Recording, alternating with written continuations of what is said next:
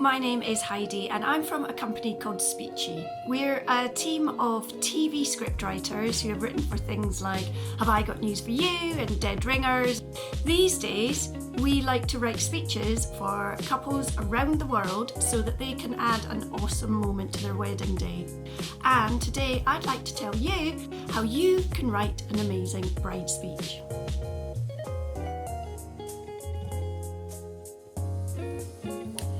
So before we begin, why do you want to give a bride speech? Why not, when you've got 101 things to do in the Wedmin list, sit back, relax, let the bloke handle it, and on the day, sit back and drink the champagne. I'm not saying that's a bad option, but it might be a missed opportunity. I gave a speech at my wedding and it was one of the highlights of my day. I got more compliments about my speech than I did my dress, and as I look back on the photos, as I say, it was one of the highlights. It was a chance for me to thank everyone I loved, drop a love bomb on my mum, thank all my special friends who had seen me through my single years, and also to throw a few compliments in my husband's direction, something that often gets missed out on the wedding day. And I also really enjoyed making everyone laugh. And I know my husband was quite proud that I managed to get the stag do boys giggling. So I'd heartily recommend giving a speech. So let's find out how you do it.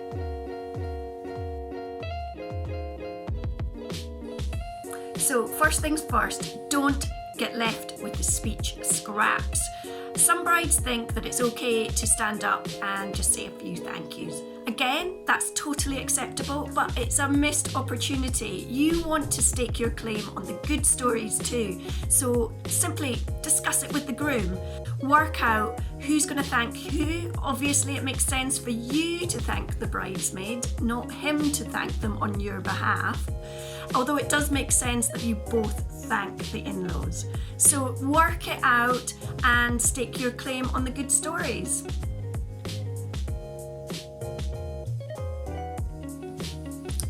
So we're not saying wine is compulsory for this stage, but we personally find it helps. It's the brainstorm stage.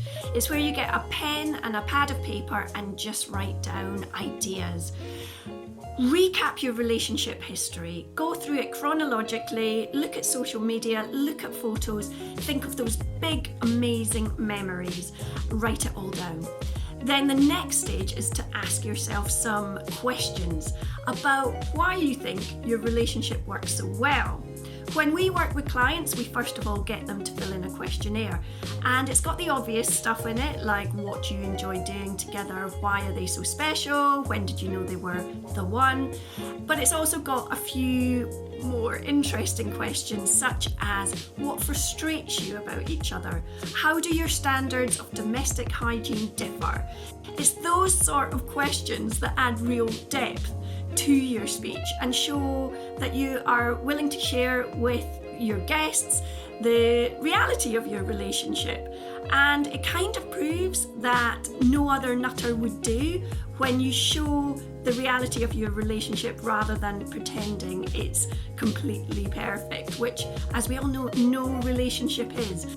So be truthful, be honest, and you'll get much more people rooting for your relationship as a consequence.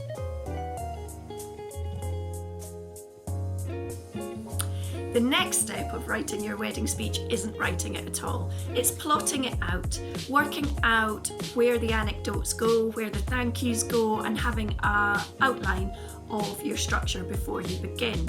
Now, a common mistake that people make is starting with the thank yous.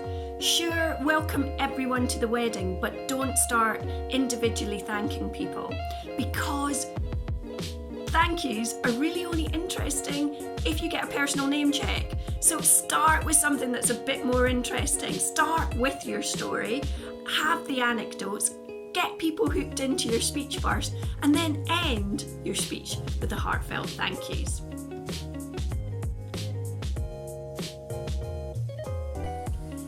So this is when the speech writing gets fun. It's working out what the theme of your speech is going to be. This is the bit that brings all these random ideas and random anecdotes together, and you create a narrative. So it's got a beginning, middle and end that will keep people interested. This is something that me and my colleagues often think about and argue about before we even start writing the speech, because once you nail it, you'll find the rest of the speech writing much easier. So ideas that you could have is maybe that one of you is a teacher, so you look at what you've learnt from each other over the years, the good and the terrible. Or it could be that your relationship has been quite unconventional, so it could be a parody of a Disney romance versus yours. It could simply be opposites attract and how you still manage to love each other at the end of it. There's loads of themes that you can use that will help bring all your stories together under one narrative. And once you've got it, you'll find the rest of the writing process so much easier.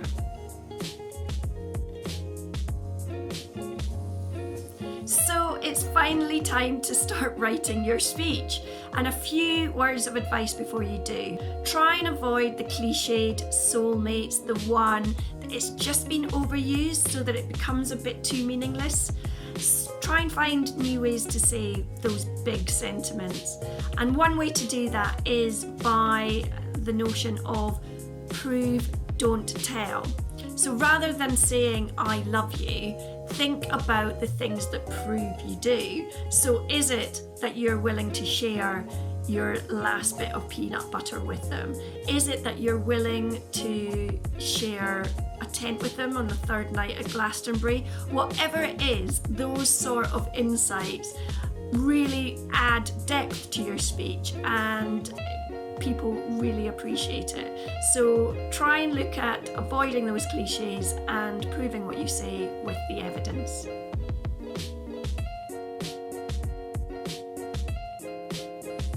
So the pressure to be humorous is well and truly on the best man, but we always encourage all our clients to add a bit of comedy to their speech because it just makes sense. It gets people laughing, it unites the crowd, and everyone will appreciate it. So we don't expect you to be a stand-up comedian, but we want to get some giggles in there too.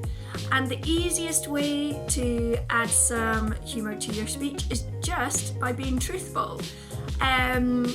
Open up about the realities of your relationship and the quirks within it. We all have quirks, so feel free to share them. And it's often the most sort of trivial stuff that adds an insight into your relationship. It could be the fact that after 4 years of living together, you're still trying to train him to load the dishwasher properly. It's those little insights that really add comedy nuggets to a speech, and that's what you've got to hunt down. So the next stage of the writing process is cutting back your writing, editing. And that's a really, really crucial part of the process. You want to make your speech as punchy as possible. So go through it line by line, anecdote by anecdote, and as I say, be brutal with it. If both you and your groom are giving a speech, we suggest a word count of no more than 900 words. So go through it, see what you can do. We know this is a hard process, but cut back those anecdotes if they're at all waffly or hard to explain, and bring in that word count as close as you can to 900.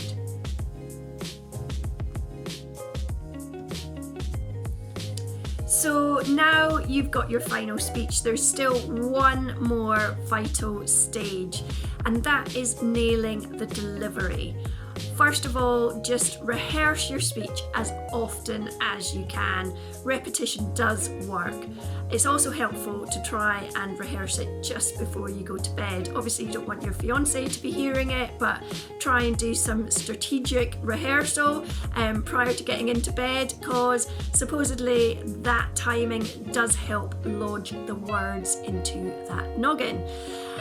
When it comes to the day, remember keep the pace slower than you would naturally do, and talk louder as well. The other key tip is simply smile. It helps you relax internally, and it will also help your audience relax on your behalf. So as soon as you stand up, smile and keep that smile going. And who knows, hopefully it will actually be a natural smile and you'll love giving this bride speech. Really hope that we've managed to help inspire you with our advice, and best of luck on the day.